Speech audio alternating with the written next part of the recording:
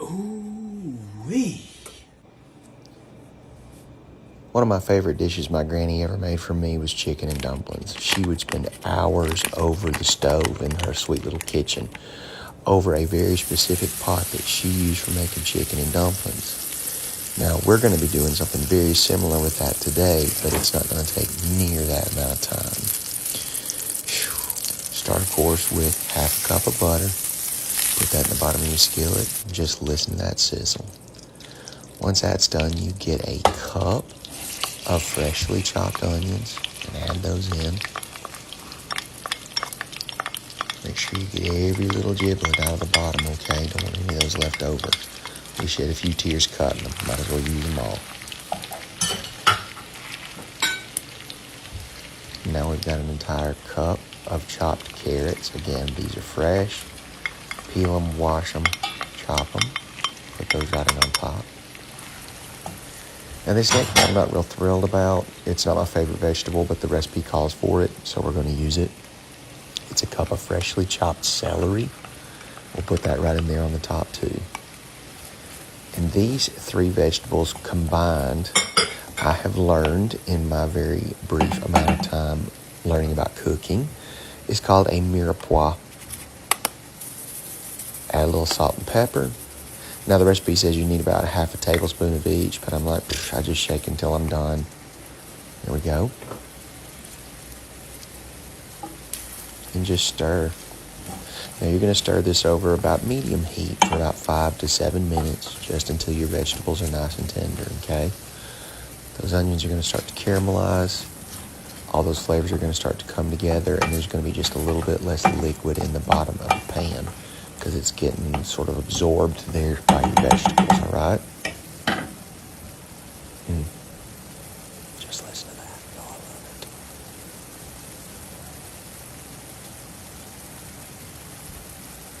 it. Now we're going to add half a cup of self-rising flour. This is what's going to go in there, and they call it the roux, from what I understand. There's a lot of silent letters and all these fancy cooking terms. There's an X in both mirepoix and roux, and I don't hear any X anywhere in it. Same thing with this, like we did with our onion. Make sure you get just as much of that as you can. My fault, I call it. I was measuring out vegetables in this, and it got wet in the bottom, and then I measured my flour, and it was just terrible. Anybody have any tips for that? How I'm supposed to get all the flour out of the bottom whenever I put it on top of a wet bowl? If so, please let me know, because I'd sure love to know it.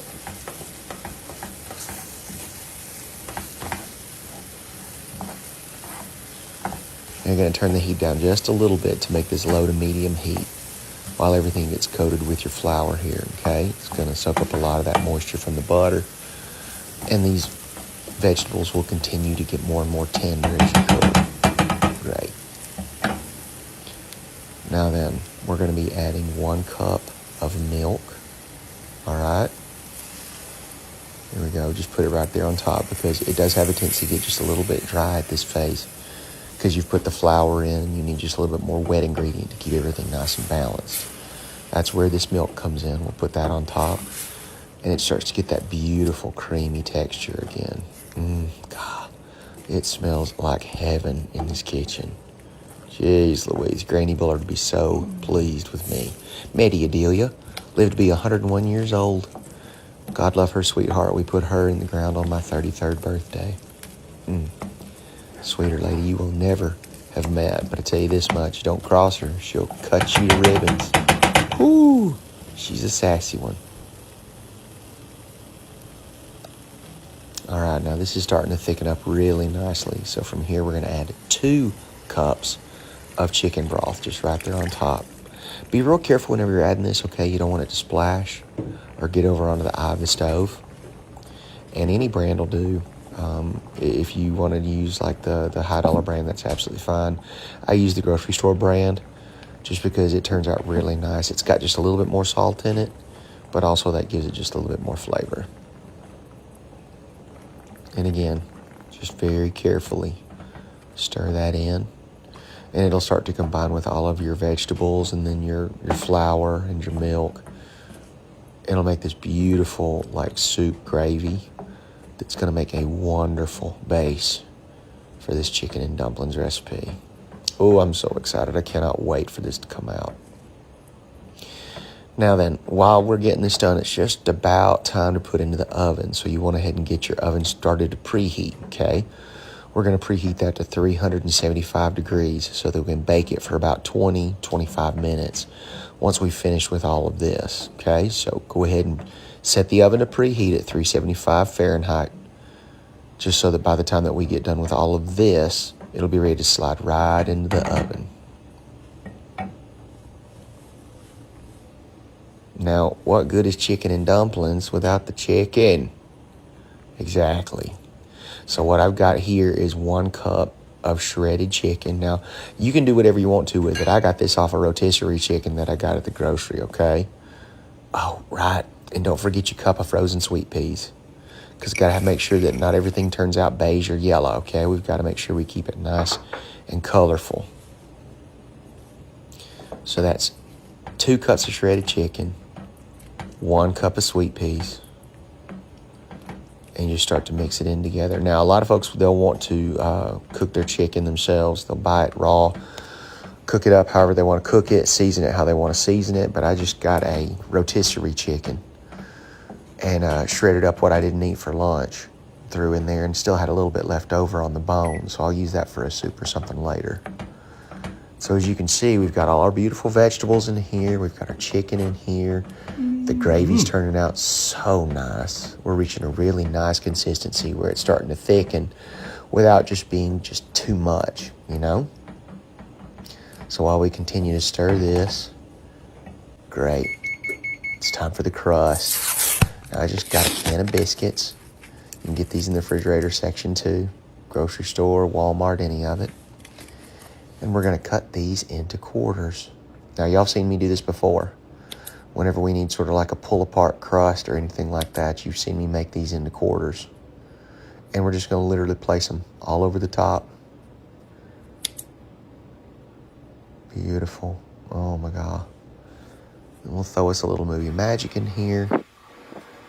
Again, just quarter it. There's going to be about 8 biscuits in that can, which means you're going to have about 32 pieces of crust over the top of this beautiful dish. And we're just going to stick them all over the top. Boop, boop, boop. Make sure we cover it best we can. By this point, our oven's nice and hot. 25 minutes later, you have this gorgeous. Oh, eat up.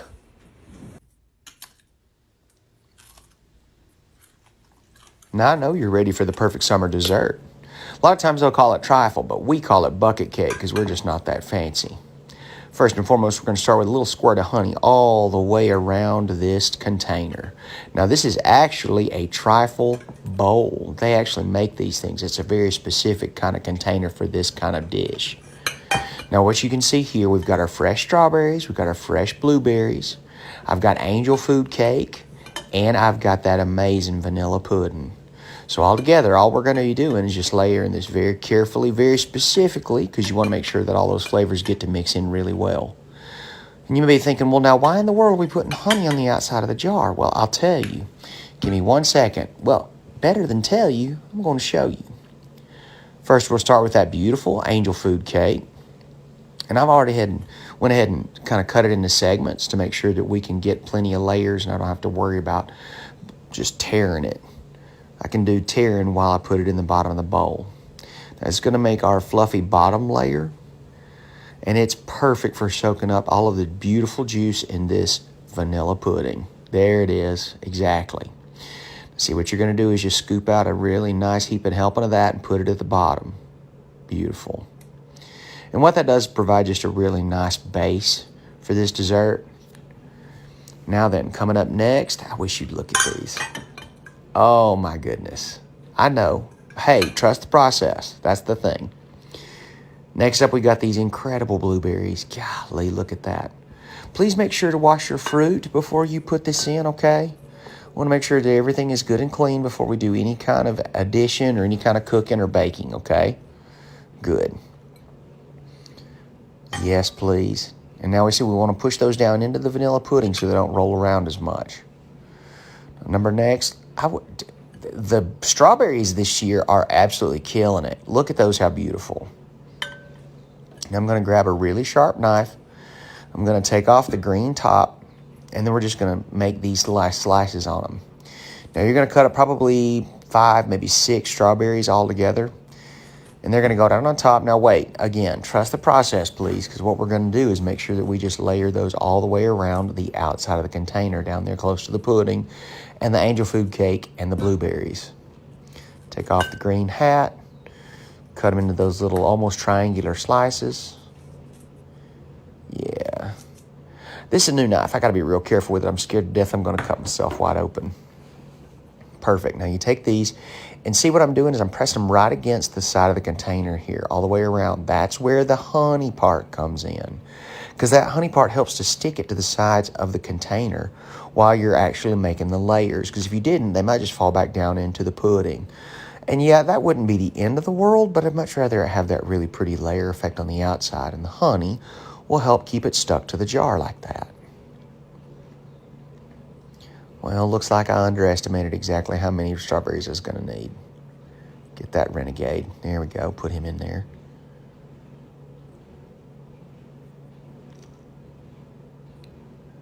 There we go. And just like your fruit, please make sure that you wash your own hands before we start on this dessert. There we go. Green hat and triangular slices. And that should fill in that last little bit down there at the bottom. 1, 2, 3. There we go. And take a look. See how pretty that is? Again, trust the process. There's going to be more stuff that goes behind it to hold it in place. We're going to use more of that angel food cake, put it down on the bottom. Now, when my granny used to make a banana pudding, one of my favorite things in the banana pudding was never the bananas or the pudding. It was almost always the vanilla wafer, right? Exactly. So the same thing goes for this. You want to make sure that you put in plenty of the angel food cake, because this will soak up a lot of that fruit juice. It'll soak up a lot of the moisture in the pudding, and it'll make that angel food cake absolutely beautiful and bursting with all of those fruit and sugary flavors. Here we go. A little bit more of that vanilla pudding right there on top. Beautiful. Oh, I love this. There we go. How you like that new apron? I know it's going to be cooking more for y'all, so I wanted to get something that was entertaining. And I just love Captain America, so I put him in there. And if this isn't a patriotic dessert, I will pay for lying. That's the truth of it. All right, beautiful. Now then, another layer of our blueberries. Hey, another thing, y'all, do not be stingy with the fruit. Okay, a lot of folks are like, well, what if I run out? Then you will go back to the Piggly Wiggly and get some more, because what we're not going to do is scrimp on this, okay? I know groceries are high, but we want to make sure this is just as beautiful and as tasty a dessert as we can make. There we go. Ooh, I love it. Golly, yes. And then here we come in with another layer of these strawberries. Take that green hat, slice them into triangles, little tents all the way around the sides. I'll be honest with you, while I was washing all this fruit, I definitely sampled some of it. And those are some of the ripest, sweetest strawberries I have ever had the pleasure of putting in my face. Golly bum. There we go. And again, be real careful with your knife. I know I'm preaching to the choir here, but you know, even the best among us can absolutely end up with a Band-Aid after a situation like this. So y'all please be careful. There we go. Nice. And if you're wondering where I got all these beautiful bowls, TJ Maxx and Home Goods. That's it. That's it. Because I tell you what, you don't have to break the bank to make sure everything looks real pretty. Same thing goes for that trifle bowl that I'm working with. I got every single one of those at Home Goods, and I love it. Because there is no reason to pay full price for that business. You know what I mean? Cooking's already expensive enough. Putting it in something beautiful to serve, it shouldn't break the bank. Here we go. Just all the way around. Yup. This is so much easier when I'm not doing it for the camera. But we do have a good time, don't we? I sure do. Golly, I love this. It's got me back in the kitchen. It's got me back to eating healthier. Even dessert. This is an incredibly healthy dessert. Like you can use sugar-free Jell-O pudding if you want to. And that angel food cake, that barely has any kind of sugar in it when you compare it to other kinds of cake. And then those fresh strawberries and blueberries, that is a win no matter how you slice it. Speaking of slices, let's put some more of this angel food cake in here. We're getting close to the top, so I'm going to be just a little bit more generous with how much angel food cake I put in here, because I want to make sure that we get a real nice layer in this one that's going to be our, I guess like our crown layer, if that's what we want to call it. Here we go. I'm going to use all the rest of the angel food cake. Good. And now you can bake your own angel food cake. You can get it at the store, whichever one you think works out better for you. I don't have a bundt pan just yet. The one that I had, I lost while I was moving. So it was just easier for me to just get that at the store, but I would much prefer to bake my own. This is a little bit of a time saver, but you know, there's nothing like doing it yourself. Here comes the rest of that beautiful vanilla pudding. Just a very generous layer right here at the top.